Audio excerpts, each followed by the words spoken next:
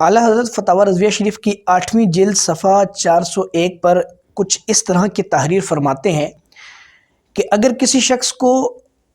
عربی سمجھ میں نہیں آتی تو ایسا نہیں ہو سکتا کہ ہم اس کے لیے دین کے احکامات کو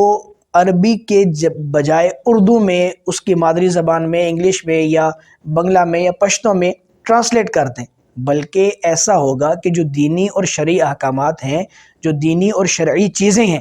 ان کو عربی زبان میں ہی رکھا جائے گا۔ اعلیٰ حضرت یہاں پر فرماتے ہیں کہ آپ کا دین عربی، آپ کے نبی عربی، آپ کی کتاب عربی، آپ کا دین کا تمام کے تمام لٹریچر عربی،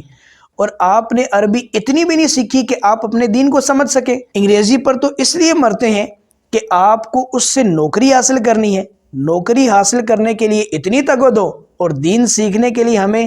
بالکل ہوش و حواس نہیں۔ اللہ مجھے اور آپ کو سمجھ عطا فرمائے۔